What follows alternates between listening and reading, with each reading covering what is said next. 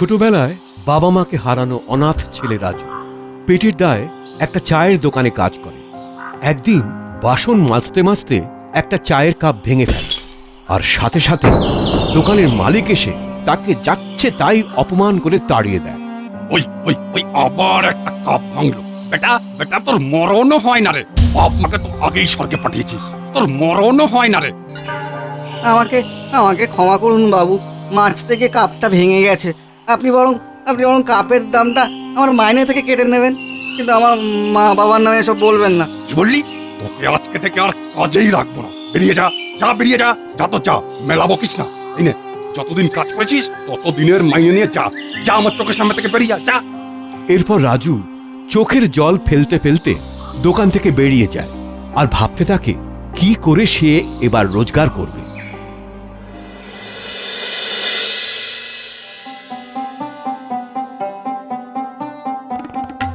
ছোটবেলায় মা মারা যাওয়ার আগে একটাই কথা বলেছিল, ছোট হোক তবু যে কোনো কাজে একটা পদক্ষেপই সাফল্যের প্রথম সিঁড়ি। আমাকে জীবন যুদ্ধে হেরে গেলে চলবে না। ফল নিয়ে যাও, ফল, হরেক রকম ফল, হরেক রকম ফল।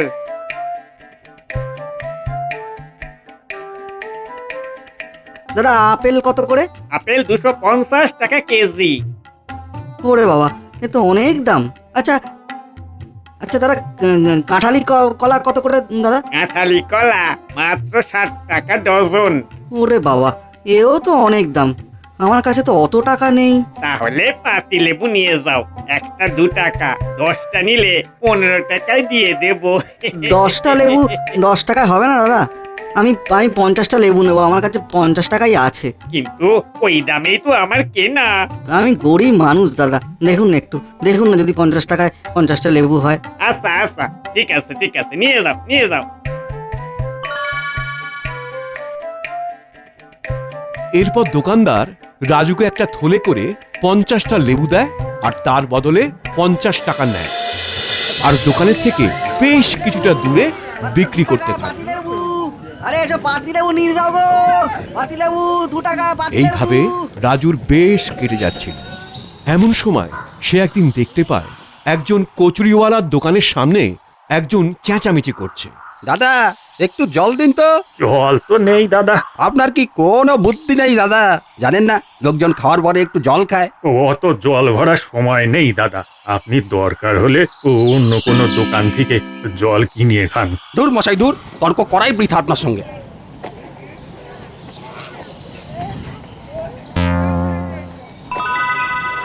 এই তো মাথায় একটা বুদ্ধি এসছে।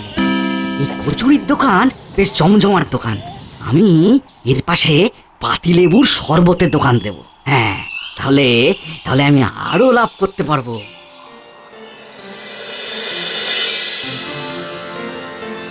লেবু শরবত নিয়ে যাও গো, লেবুর শরবত, ঠান্ডা ঠান্ডা পাতিলেবু শরবত, গরমে ঠান্ডা লেবুর শরবত। দাদা এক গ্লাস লেবু শরবত দিন তো।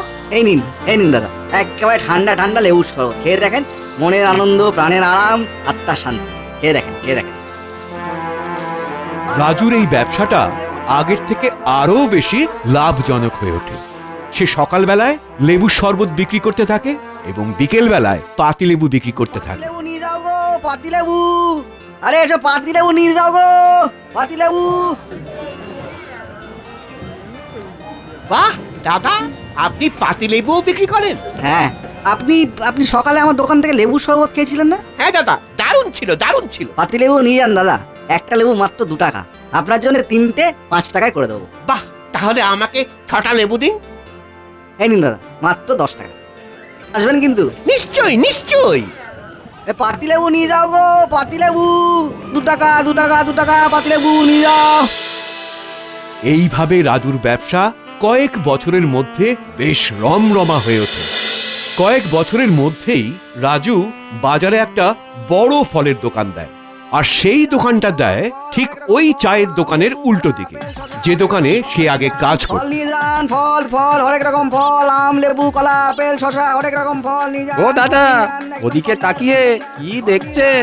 দিন তো দিন, আমাকে একটা চা দিন। না আসলে আসলে এই ছেলেটা বছরখানেক আগে আমার দোকানে কাজ করতো। ফল, ফল, একটা একটা কাপ ভেঙে ফেলায় আমি ওকে তাড়িয়ে দিয়েছিলাম। কি বলছেন দাদা? আজকে আজকে এই ছেলেটাই তো বাজারের সবচেয়ে বড় ব্যবসায়ী। হ্যাঁ, তাই তো দেখছি কিরকম মাছির মতো ওর দোকানের সামনে খদ্দের সব ঘোরাঘুরি করছে। কি বলছেন দাদা? এত ভালো ছেলেকে আপনি তাড়িয়ে দিয়েছেন? এইভাবে রাজুর ব্যবসা বাড়তে থাকে। তার সাফল্যের কথা পুরো গ্রামের কোনায় কোনায় পৌঁছে যায়।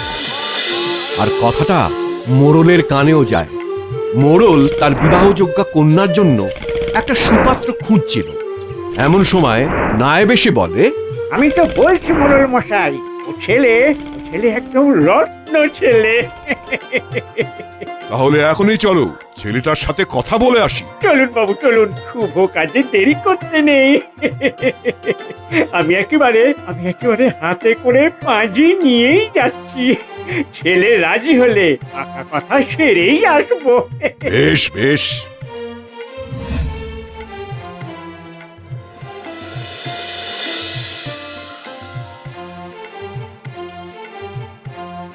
ও মা, কি সৌভাগ্য আমার! আপনি আমার দোকানে? বলুন মোড়ল মশাই, কি নেবেন বলুন, সব ফল পাবেন আমার দোকানে। আমি তো তোমার কাছে কিছু নিতে আসিনি বাবা, তোমাকে কিছু দিতে এসেছি। আমাকে দিতে? কিন্তু আমি তো আপনার কাছ থেকে কিছু পাই না। আমি আমার মেয়েকে তোমার তোমার হাতে তুলে দিতে চাই। তোমার কোনো আপত্তি নেই তো বাবা? এ কি বলছেন মোড়ল মশাই? এ তো আমার পরম সৌভাগ্য। আমাদের গাঁয়ের মোড়লের মেয়ের সাথে আমার বিয়ে হবে। বাবু সামনের মাসেই শুভ দিন আসছে, 27শে বৈশাখ, বৈকাল 5 ঘটিকায়। ও, একদম গোধূলি লগ্ন দেখছি। ঠিক আছে ঠিক আছে, ওই দিনেই আমার মেয়ের সাথে রাজুর বিয়ে দেবো আমি। এই গায়ের সবার নিমন্ত্রণ থাকবে। আমিও বউ ভাতে সবাইকে নেমন্তন্ন করব, তবে বিশেষ করে একজনকে তো আমি এক্ষুনি নেমন্তন্ন করতে যাব। কাকে বলো তো? ওই উল্টো দিকের চায়ের দোকানের যে মালিক, তাকে।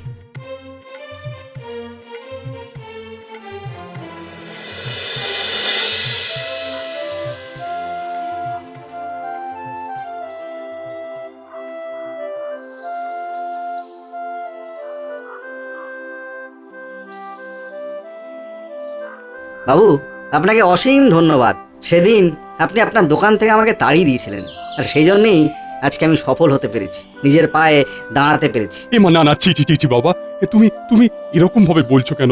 সেদিন আমি যা করেছি খুব ভুল কাজ করেছি গো। সামান্য একটা কাপ ভেঙে ফেলার জন্য আমি তোমাকে তাড়িয়ে দিয়েছিলাম। তুমি আমাকে ক্ষমা করে দিও বাবা। যাই হোক, সেদিন ওই কাপ না ভাঙলে এত বড় ব্যবসা আমি করতে পারতাম না বাবু। তাই আপনাকে আমার অন্তরের ধন্যবাদ জানানো উচিত। আর হ্যাঁ, ওই যেটা বলতে এলাম, আগামী 27শে বৈশাখ গাঁয়ের মোড়ল মশাইয়ের মেয়ের সাথে আমার বিয়ে, আর 29শে আমার বউ ভাত। বাবু, আপনাকে বউ ভাতে কিন্তু আসতেই হবে। হ্যাঁ হ্যাঁ, নিশ্চয়ই যাবো।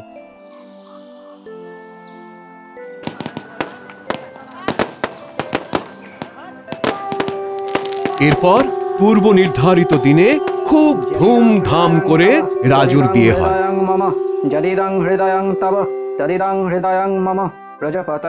আর তারপর রাজু সুখে শান্তিতে সংসার করতে থাকে। এভাবেই এক মা বাবা হারা অনাথ ছেলে রাজু নিজের পরিশ্রম আর বুদ্ধির বলে এক সফল ব্যবসায়ী হয়ে ওঠে।